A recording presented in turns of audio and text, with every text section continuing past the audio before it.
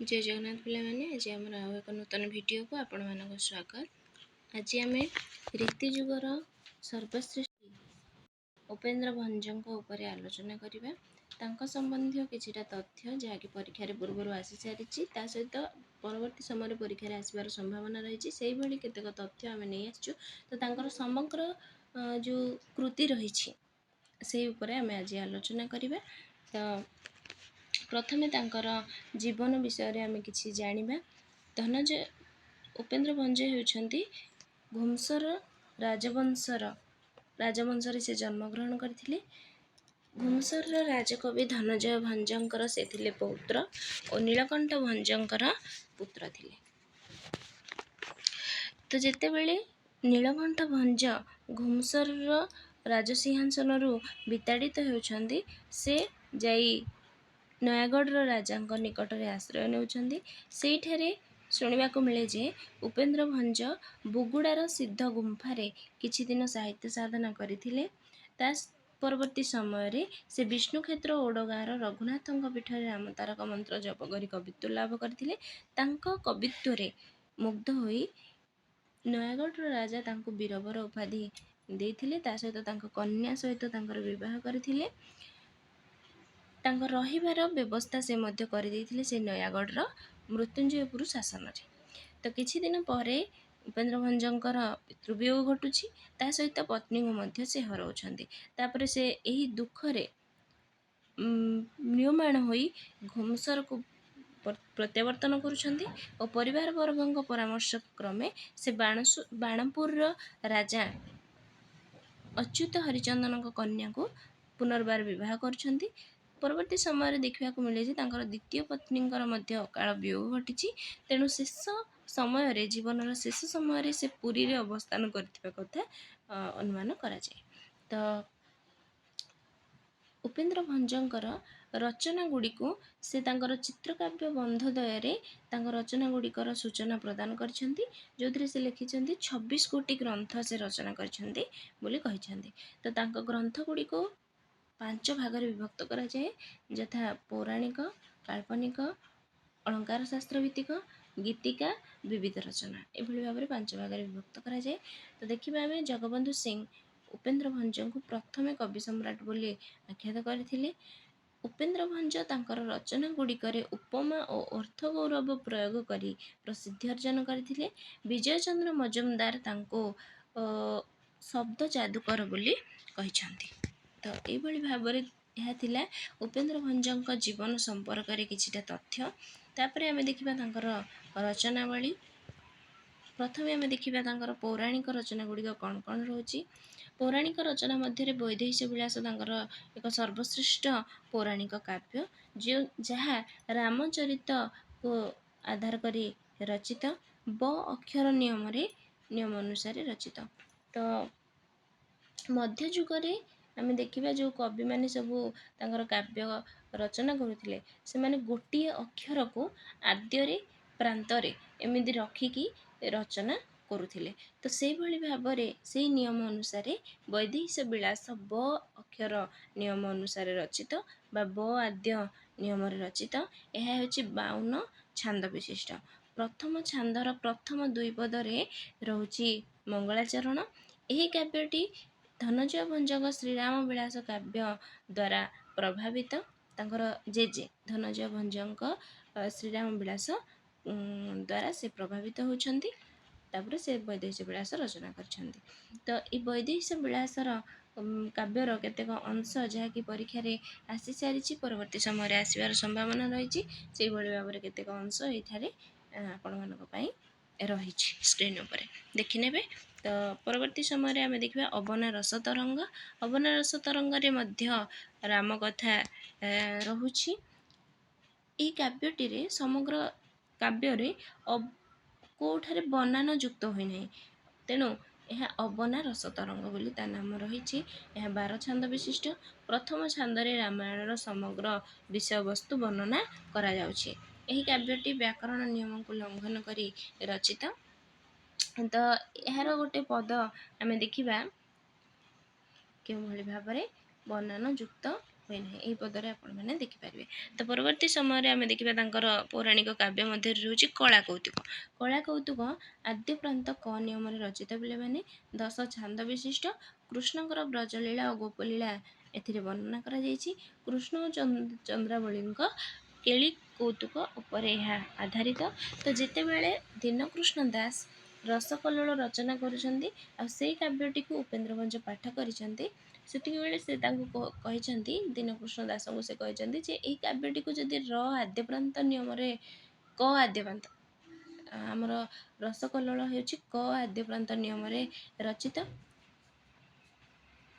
ପ୍ରଥମ ଛାନ୍ଦଟି କ ଆଦ୍ୟପ୍ରାନ୍ତ ନିୟମରେ ରଚିତ, ପରବର୍ତ୍ତୀ ଛାନ୍ଦ ଗୁଡ଼ିକ ସବୁ କ ଆଦ୍ୟ ନିୟମରେ ରଚିତ ହୋଇଛି। ତ ଉପେନ୍ଦ୍ର ଭଞ୍ଜ ଯେତେବେଳେ ସେହି କାବ୍ୟଟିକୁ ପାଠ କରୁଛନ୍ତି, ସେ କହୁଛନ୍ତି ଯେ ଏହି କାବ୍ୟଟି ଯଦି କ ଆଦ୍ୟପ୍ରାନ୍ତରେ ନିୟମରେ ରଚିତ ହୋଇ କଳ କଲ୍ଲୋଳ ବୋଲି ତାହାର ନାମ ରହିଥାନ୍ତା, ତାହେଲେ ବେଶୀ ଭଲ ଲାଗିଥାନ୍ତା। ତ ଏଇ କଥା ଯେତେବେଳେ ସେ ଦୀନକୃଷ୍ଣ ଦାସଙ୍କୁ କହିଛନ୍ତି, ପରବର୍ତ୍ତୀ ସମୟରେ ଏଇ କାବ୍ୟଟିକୁ ସେ ରଚନା କରୁଛନ୍ତି କ ଆଦ୍ୟପ୍ରାନ୍ତ ନିୟମରେ, ସେଇ କାବ୍ୟଟିକୁ ପଢ଼ିବା ପରେ। ତାପରେ ଆମେ ଦେଖିବା ତାଙ୍କର ପୌରାଣିକ କାବ୍ୟ ମଧ୍ୟରେ ସୁଭଦ୍ରା ପରିଣୟ ରହୁଛି, ଯାହାକି ସ ଆଦ୍ୟ ନିୟମରେ ରଚିତ। ଦ୍ୱାରକାପୁରର ବର୍ଣ୍ଣନା ରହିଛି, ତା ସହିତ ସୁଭଦ୍ରାଙ୍କ ଜନ୍ମ ବିବରଣୀ ରହୁଛି। ଏହି କାବ୍ୟଟି 17 ଛାନ୍ଦ ବିଶିଷ୍ଟ। ଏହି କାବ୍ୟର ଅଂଶ ରହୁଛି ଏଗୁଡ଼ିକ। ତ ସ୍କ୍ରିନ୍ ଉପରେ ରହିଛି, ଆପଣମାନେ ଦେଖିନେବେ।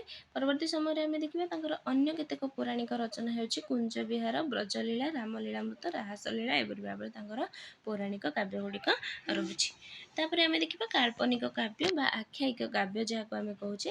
ତ ଏଥିରେ କାଳ୍ପନିକ ନାୟକ ନାୟିକାଙ୍କୁ ଆଧାର କରି ତାଙ୍କର ଜୀବନ ଶୈଳୀକୁ ବର୍ଣ୍ଣନା କରାଯାଉଛି ବା ତାଙ୍କର ମିଳନ, ବିରହ, ପୁନର୍ବାର ମିଳନର ଯେଉଁ ବିଷୟ ରହୁଛି, ସେଇ କଥାକୁ ଏହି କାବ୍ୟ ଗୁଡ଼ିକରେ ସ୍ଥାନ ଦିଆଯାଇଥାଏ। ତ ତାଙ୍କର କାଳ୍ପନିକ କାବ୍ୟ ମଧ୍ୟରେ ଶ୍ରେଷ୍ଠ କାବ୍ୟ ହେଉଛି ଲାବଣ୍ୟବତୀ, ଯାହାକି ତାଙ୍କର ଏକ ଜନପ୍ରିୟ କାବ୍ୟ।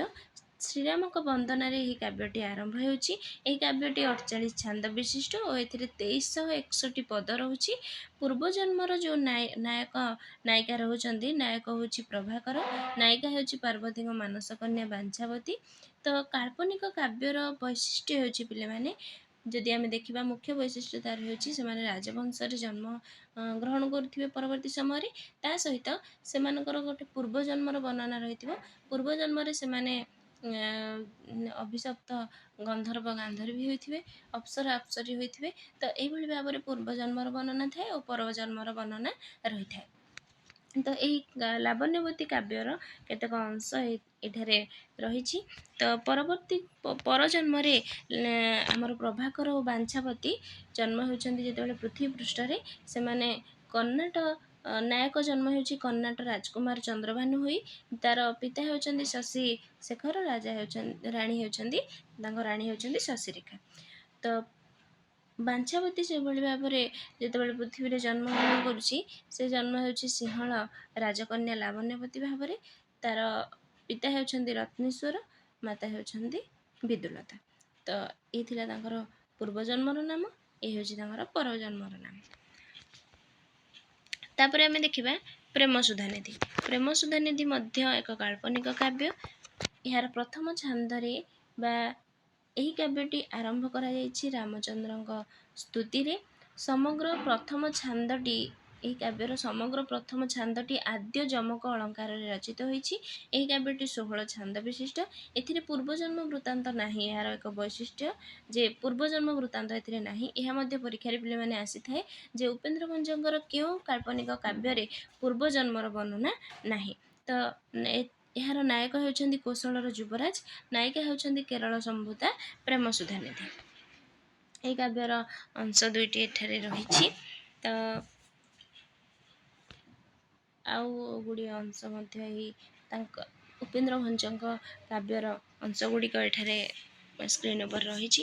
ତ ଲାବଣ୍ୟବତୀ କାବ୍ୟର ଯେଉଁ ମୁଖ୍ୟ ଛାନ୍ଦ ଗୁଡ଼ିକ କେଉଁ ରାଗରେ ରଚିତ ବା କେଉଁ ଛାନ୍ଦରେ କ'ଣ ରହିଛି, ସେଗୁଡ଼ିକ ମଧ୍ୟ ଏଠାରେ ଟିକେ ରହିଛି, ସେଗୁଡ଼ିକ ମଧ୍ୟ ଦେଖିନେବେ। ତ କେଉଁ ଛାନ୍ଦରେ ଗ୍ରୀଷ୍ମ ଋତୁ ବର୍ଣ୍ଣନା ହୋଇଛି, ଚନ୍ଦ୍ରଭାନୁର ରାଜ୍ୟ ଶାସନ ବର୍ଣ୍ଣନା ରହିଛି। ତ ରାମାୟଣର କଥାବସ୍ତୁ ସଂକ୍ଷେପରେ ବର୍ଣ୍ଣିତ ହେଉଛି 15 ଛାନ୍ଦରେ। ଚତୁର୍ଥ ଛାନ୍ଦଟିକୁ କେଶବେଶଳ ଛାନ୍ଦ ବୋଲି କୁହାଯାଏ। 19 ଛାନ୍ଦକୁ ଅନୁନ୍ୱୟ ଲେଖ ଛାନ୍ଦ, 21 ଛାନ୍ଦକୁ ଉଚ୍ଛନ୍ନ କାରକ ଛାନ୍ଦ। ଏଭଳି ଭାବରେ ଛାନ୍ଦ ଗୁଡ଼ିକର ନାମ ମଧ୍ୟ ଅଲଗା ଅଲଗା ରହୁଛି। ତାପରେ ପ୍ରଶ୍ନ ଆମର ଥରେ ପରୀକ୍ଷାରେ ଆସିଥିଲା ଯେ ଲାବଣ୍ୟବତୀ କାବ୍ୟରେ ରାମେଶ୍ୱର ମନ୍ଦିରରେ ସିଂହଳର ରାଜା ସପରିବାର ଉପସ୍ଥିତ ଥିବା ସମୟରେ ଚନ୍ଦ୍ରଭାନ ନାରୀ ବେଶରେ ଲାବଣ୍ୟବତୀକୁ ସାକ୍ଷାତ କରିଛି। ଏ ପ୍ରଶ୍ନଟି ପରୀକ୍ଷାରେ ଆସିଥିଲା, ତ ମନେ ରଖିବେ।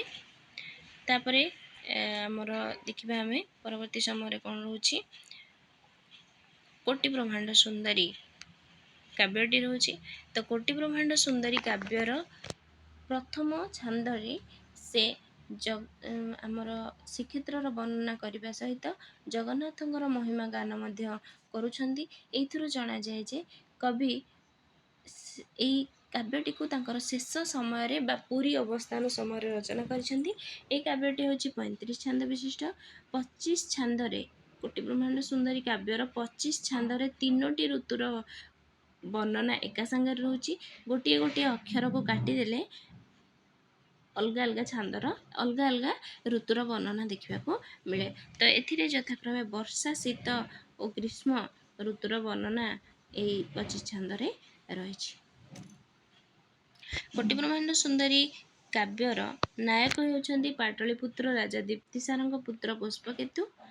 ନାୟିକା ହେଉଛନ୍ତି ଚମ୍ପାନଗରୀର ରାଜା ବିଶ୍ୱନାଥଙ୍କ ପୁତ୍ରୀ କୋଟି ବ୍ରହ୍ମାଣ୍ଡ ସୁନ୍ଦରୀ। ତ ଏଇ କୋଟି ବ୍ରହ୍ମାଣ୍ଡ ସୁନ୍ଦରୀ କାବ୍ୟଟିକୁ କବି ଶ୍ରୀହର୍ଷଙ୍କ ନୈଷଧ କାବ୍ୟର ସମକକ୍ଷ ବୋଲି କହିଛନ୍ତି। ତ ସଂସ୍କୃତ ନୈଷଧ କାବ୍ୟ ସହିତ ଏହାକୁ ସେ ତୁଳନା କରିଛନ୍ତି। ଏଗୁଡ଼ିକ ହେଉଛି କୋଟି ବ୍ରହ୍ମାଣ୍ଡ ସୁନ୍ଦରୀ କାବ୍ୟର କେତେକ ଅଂଶ। ଦେଖିବା କୋଟି ବ୍ରହ୍ମାଣ୍ଡ ସୁନ୍ଦରୀ କାବ୍ୟରେ ଯେଉଁ ରହିଛି ଗୋଟେ ସୁରେଭି ପୁରେଶ ନନ୍ଦନା, ତ ଚମ୍ପା ନଗରୀର ରାଜକୁମାରୀ କୋଟି ବ୍ରହ୍ମାଣ୍ଡ ସୁନ୍ଦରୀ କଥା ଏଥିରୁ ତାର ବର୍ଣ୍ଣନା ଜଣାପଡ଼ୁଛି। ତ ପ୍ରଥମ ଛାନ୍ଦରେ ମଙ୍ଗଳାଚରଣ ରହୁଛି, ରାଗ ହେଉଛି ମଙ୍ଗଳ ଗୁଜ୍ଜରୀ। ଷଷ୍ଠ ଛାନ୍ଦ ବସନ୍ତ କାଳ ବର୍ଣ୍ଣନା, ରାଜପୁତ୍ରର ବନବିହାର। କୋଟି ବ୍ରହ୍ମାଣ୍ଡ ସୁନ୍ଦରୀ ପ୍ରସଙ୍ଗରେ ସେମାନେ ସେଇଠାରେ ଶୁଣିଛନ୍ତି। ଏଭଳି ଭାବରେ ତାର ଯେଉଁ ଛାନ୍ଦ ଗୁଡ଼ିକ ମୁଖ୍ୟ ମୁଖ୍ୟ ଛାନ୍ଦ ରହୁଛି ସେଇଥିରେ କ'ଣ କ'ଣ ବର୍ଣ୍ଣନା ରହିଛି ସେ ବିଷୟରେ କିଛି ତଥ୍ୟ ଏଠାରେ ରହିଛି। ତ ଯେଉଁ 25 ଛାନ୍ଦ ରହୁଛି ସେଥିରେ ଆମେ ଦେଖିବା ପ୍ରଥମେ ରହୁଛି ବର୍ଷା ଋତୁର ବର୍ଣ୍ଣନା, ଯେଉଁଥିରେ ରାଗ ହେଉଛି ଚିନ୍ତା ଦେଶାକ୍ଷ। ଶୀତ ଋତୁ ବର୍ଣ୍ଣନା ଯେତେବେଳେ ହେଉଛି ରାଗ ହେଉଛି କାଫି କାମଦି। ଗ୍ରୀଷ୍ମ ଋତୁ ବର୍ଣ୍ଣନା ଯେତେବେଳେ ହେଉଛି ରାଗ ହେଉଛି ମାଳବରାଢି। ତ ଗୋଟିଏ ଗୋଟିଏ ଅକ୍ଷର କାଟିଲେ ବର୍ଷା ଋତୁ ବର୍ଣ୍ଣନା ସରିବା ପରେ ଯଦି ଆମେ ଗୋଟେ ଅକ୍ଷର କାଟିଦେବା ସେଥିରେ ଶୀତ ଋତୁର ବର୍ଣ୍ଣନା ରହିଛି। ଶୀତ ଋତୁରୁ ଗୋଟେ ଅକ୍ଷର କାଟିଦେଲେ ଗ୍ରୀଷ୍ମ ଋତୁର ବର୍ଣ୍ଣନା ଆମେ ଦେଖିବାକୁ ପାଇବା।